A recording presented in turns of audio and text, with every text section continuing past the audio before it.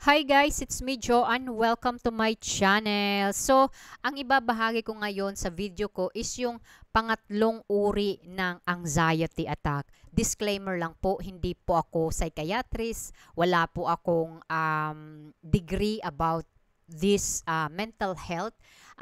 Isa po akong pasyente na na-overcome yung aking PTSD, yung aking suicidal thoughts, and na overcome ko na rin yung aking disorder, kumbaga na treat yung disorder, and na overcome ko na yung aking panic attack. At isinishare ko po dito sa video ko na kung papaano yung mga nangyayari sa katawan mo, lalo na pag nagkakaroon ka ng anxiety or panic attack, kasi may mga tao na hindi nila alam kung ano yung nangyayari sa kanilang katawan or sa kanilang isipan. And yung anxiety disorder or panic disorder, hindi po ito yung nasa isip. Yung nasa isip natin is yung mga negative na yung nararamdaman natin. Like for example, kung nagpapalpitate ka, so yung iniisip mo na negative sa yung isipan is baka nagkakaroon ka ng heart attack. And then doon na maglalaki lalo yung kumbaga yung problema. So mag-iisip ka na baka may problema yung heart mo, baka may naipit na ugat or something like that. So maraming mga intrusive thoughts. So ito yung pangatlong uri ng anxiety, yung chest anxiety, or sa dibdib. Ito yung mga nararamdamang physical na mga nararamdaman sa isang taong may anxiety attack or may panic attack or even sa stress. Kasi, you know what, yung stress, anxiety, panic attack, pareho lang yung sintomas. Kapag stress, kapag chronic stress, magkakaroon ka ng paglalagas ng buhok, magkakaroon ka ng pananakit ng katawan, pananakit ng tiyan, yung imbalance ng hormones sa babae, and pagkakaroon ng tawag nito pagiging irritable. So marami, pare-parehas yung kanilang mga sintomas pag pumapasok ng chronic, at then pumapasok ng anxiety disorder, panic disorder, and then depression, and so on. So, number one is yung pagkabog ng puso na hindi mo inaasahan. Normally kasi yung ganito is isang panic attack. Kasi yung panic attack, wala siyang trigger. Kumbaga yung panic attack is like for example, nakikipag-usap ka sa colleague mo, and then once na pab your finger, nakaramdam ka ng panlalamig. First nakakaramdam ka ng panlalamig, and then afterwards nakakaramdam ka ng sobrang init. And then dito napapasok yung pagpapalpitate mo, and then na dizziness doon din pumapasok, tapos yung blood pressure mo tumataas. So yun, yung anxiety naman, may pagkaparehas sila sa stress. Kasi pag stress ka, nagkakaroon ka din ng palpitation. Tumataas din yung blood pressure, and yung kumbaga upset sa yung stomach, na nagkakaroon ka ng acid, nagkakaroon ka ng parang may nakabara sa lalamunan. So yun ang mga physical symptoms na nararamdaman mo. And ito talaga na anxiety talaga, may trigger kasi siya. The same with stress and then anxiety, may trigger. Pero yung panic attack, wala siyang trigger. Kahit hindi mo siya iniisip, may time talaga na kusang dumadaan. Parang hangin talaga na dumadaan. Like you are okay in seconds ago, and then now you're just nagkakaroon ka ng high panic attack. So, number 2 is yung malulutas ang mga sintomas sa paglipas ng oras. So, yung panic attack, it takes 10 to 30 minutes. But may mga tao na hindi lang 10 to 30 minutes. May mga tao na 1 hour, 2 hours. Ako kasi 1 hour. Kumbaga binibigyan ko kasi ng ng palugit yung aking sarili. So 1 hour, it's because na kapag hindi talaga kaya, kapag hindi ko talaga kaya, I take calm pills kasi and the next day may trabaho ako. So ayokong magkaroon ng apekto sa trabaho ko kasi hindi ka na makakatulog niyan. Kasi intrusive thoughts talaga ang nakakaano talaga, nakakapalala sa sintomas mo. Hindi yung sintomas, guys, kundi yung nasa isipan natin, yung intrusive thoughts. Yun ang nagpapalala sa mga sintomas na nararamdaman. So yung anxiety naman is tumatagal siya. It could be a weeks kasi nga kapag natitense ka, natatakot ka kasi na umatake uli. Tapos, syempre, kasi hindi mo alam kung ano yung nangyayari sa katawan mo. So, yung cycle ng anxiety attack mo is paikot ng ikot lang siya. At doon may mga tao na sinasabi nila, oh, mga 2 weeks na ganito na nahihilo ako, may nararamdaman ako na pangangalay ng aking batok, yung aking pangangalay sa left side ko, at yung stomach ko is parang kumukulo, tapos yung nagkakaroon ako ng heartburn na feeling ko may inaatake ako ng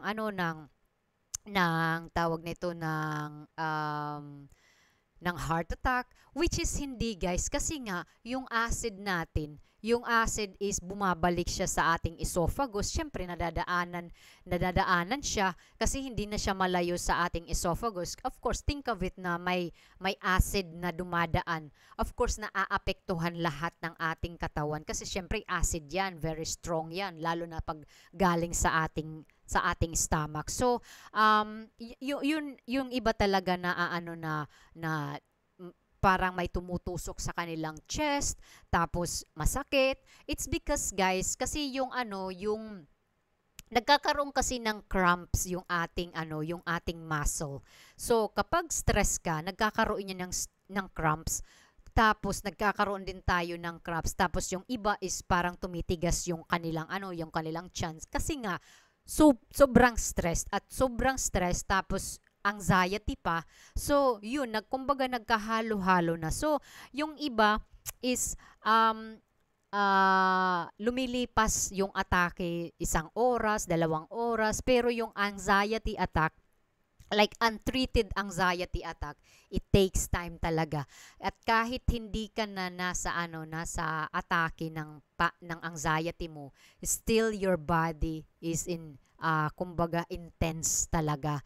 So, kaya kailangan talaga na mag-take ka ng medication para mag-relax yung katawan mo at para makatulog ka, makapagpahinga ka ng sapat. And then, kung hindi talaga affordable, kasi of course, I understand also, lalo na sa Pilipinas, kailangan mo talagang mag-relaxation. Dito sa YouTube, marami namang mga relaxation na mga meditation na dapat na free na affordable sa bulsa.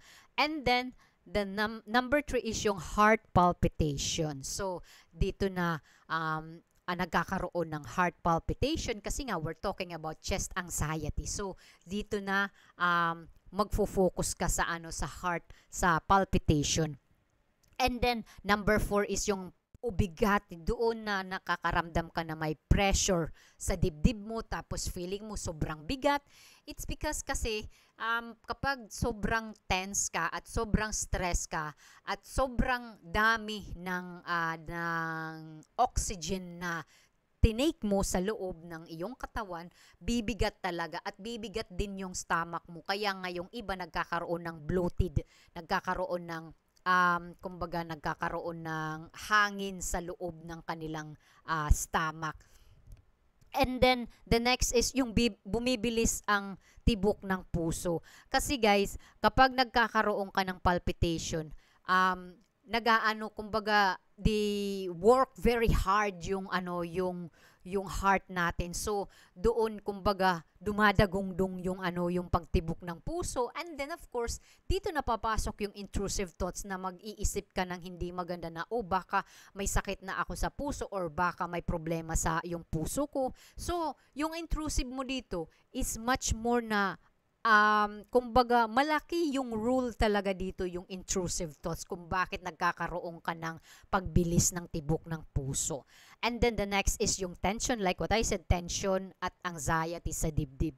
Like, yung tension talaga at lalo na kapag may anxiety, attack ka na, sobrang taas, and also stress. So, yun, nagkakaroon talaga tayo ng tension sa ating dibdib. At doon na magkakaroon ka ng pagbigat, at yung parang may pressure yung yung dibdib mo. And the next is mararamdaman ang pulso na tumitibok ang puso sa tuwing umaatake ang anxiety attack. Ako nung time na yun, yung pinaka ginagawa ko talaga is ginaganong ko kasi dito may pulso. See, I feel it. May pulso ka dito. So, every time na nagkakaroon ako ng panic attack, ng panic disorder ko, ito, ginaganong ko talaga. So, sanabihan ako ng asawa ko na wag mong gawin yan kasi mas lalong lumalala yan. So, kailangan mo talagang ramdamin. As in talaga guys, kapag umaatake yung panic attack ko nung time na yun, as in talaga sobrang parang lalabas talaga sa tainga mo. So, it was very annoying, it's really uncomfortable feeling kasi as in talaga na hindi mo talaga maintindihan, and then you feel everything like warm, cold, shaking, and yung feeling na tumakbo ka ng 50 kilometers pero nakaupo ka lang, you try to relax, you try to especially sa sa isip mo talaga kasi guys, kapag umaatake yung panic attack or anxiety or stress ng tao, kapag ito ang hindi nakipag-cooperate, lalong lalala ang mga sintomas na nararamdaman mo. And you feel like you're sitting down, pero yung sa loob-looban mo, it's just like para siyang world war sa loob ng conscious mo, sa loob ng sa pagiging isang tao. So, sobrang hirap at sobrang chaotic na hindi mo maintindihan at you try to figure out what the best na solution na gagawin mo pero hindi mo mahanap-hanap. So, yun sobrang hirap ng pag may panic attack ka or may anxiety ka. Lalo na sa mga tao, I really do understand yung inyong struggle. And like what I said, wag ninyo pong lalabanan kasi wala po kayong panalo sa sarili mo. Kasi sinasabi nga dito, ito yung pinaka mahirap na kalaban talaga. Kasi the more you fight it, I tried that on the time. Kasi nung time na yun, wala kasi akong knowledge about it. And yung asawa ko, he really explained it everything, but it is also different kapag ikaw na mismo talaga ang nasa sitwasyon. Kasi it's easy to say, don't fight it, but hindi mo maiiwasan kasi you want to rid of it immediately. Like, one snap of your finger, you want it to be done. But hindi ganun. Kasi imbis na makakatulong, lalo siyang lumalala. Lalong lumalala, as in dumodouble pa. May mga time talaga na dumodouble pa talaga yung aking panic attack nung time na yun. And the last is yung igsi ng paghinga sa tuwing umaatake ang anxiety. So dito na pumapasok yung hyperventilation kasi sa utak mo, kumbaga yung signal na nag-aano sa utak natin is sinasabi na hindi ka makahinga. And then yung ginagawa is so ganun. So imbis na hindi ka dapat huminga like normal na paghinga, hindi dapat mabilis, hindi dapat mabagal.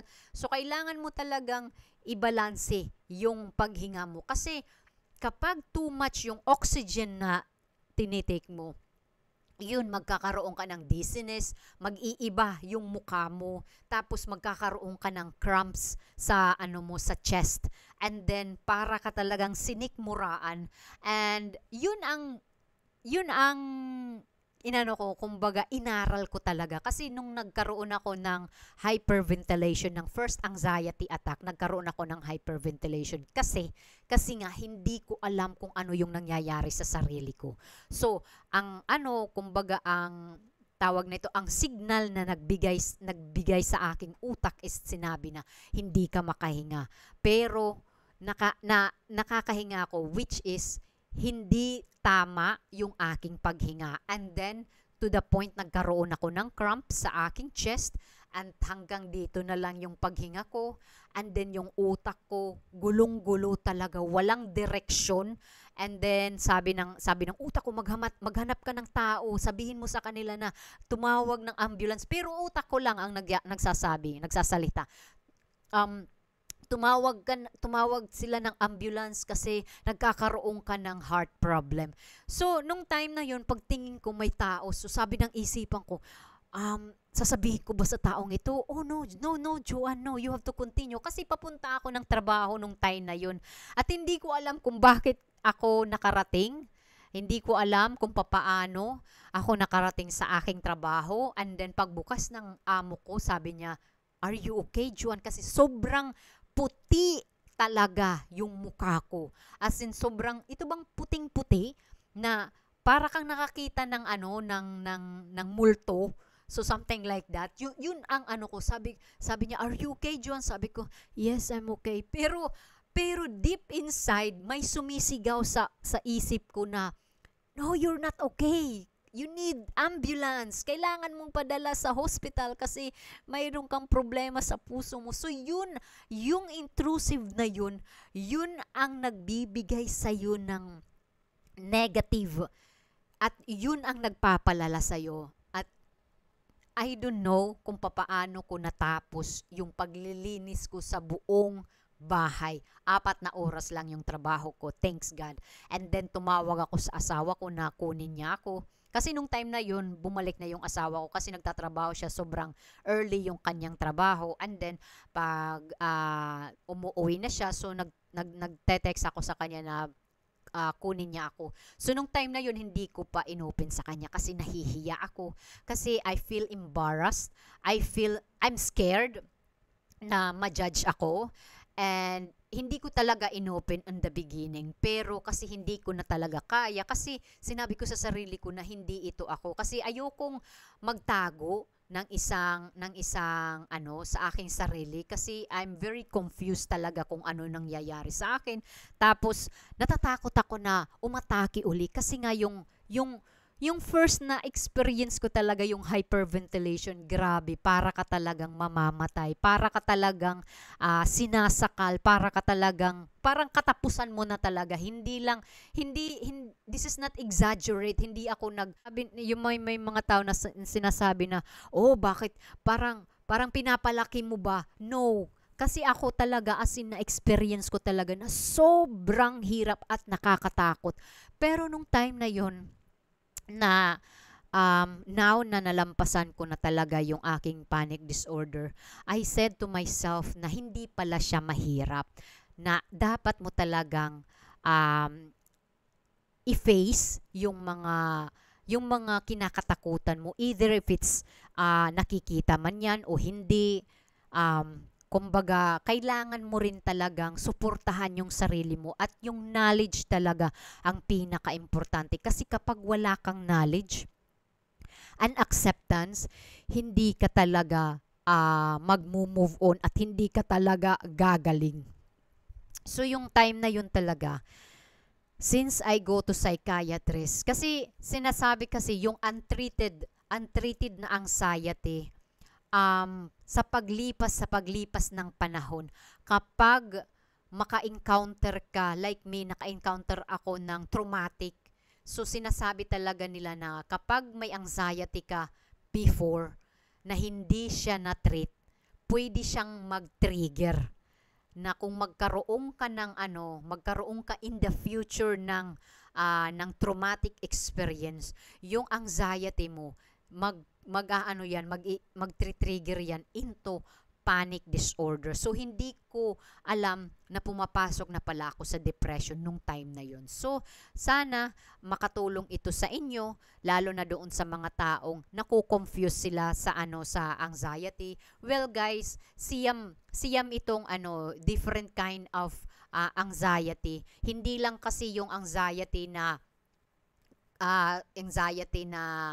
sinasabi na bakit ako nahihilo, may mga pinanggagalingan din 'yan. So number 3, ito yung number 3 na yung chest anxiety, yung anxiety sa dibdib. More on yun ang nararanasan ng mga tao ng may mga anxiety, yung mga sintomas talaga sa physical talaga ang pinakamahirap, at yung mas mahirap is yung intrusive thoughts talaga. So, sana nakatulong na naman ito aking video. Yes, hindi po ako psychiatrist, hindi po ako professional. Itong sinishare ko is base sa mga experience ko at base sa mga pananaliksik ko rin, kasi nagbabase din ako ng mga mental health at nag-aga ako kung ano talaga dapat ang mga dapat gawin. So, kailangan talaga na may knowledge ka. But, yung mga sintomas ko, guys, hindi ko yun sinearch sa Google. Hindi ako nag-ask sa ibang mga tao kung ano ba ito. Well, yung ina-ask ko lang talaga is yung asawa ko. Is more than 25 years yung kanyang pakikipag sa kanyang journey, sa kanyang panic disorder. Kasi nga, yung kanya is nakuha niya through genetic. So, nasa lahi nila. So, kasi yung anxiety, guys, it could be in your genetic, na maybe sa pamilya ninyo, hindi man sa ngayon na family, maybe sa previous mo, sa lolo at lolo mo, sa mga family mo before. That's why they call it history, na may mga history kayo sa sa mental health. Pero hindi naman yan dapat ikahiya, kasi may mga medication, may treat naman yan na magpatuloy kahit mayroon ka. You can also be normal kahit mayroon kang ganitong mental health. So anyway, guys, thank you so much, and thank you sa mga sumusuporta at nanonood sa aking video. Sapat na sa akin na may nagla-likes, may nagko-comment, at may nag-share. So thank you so much, guys, and God bless us.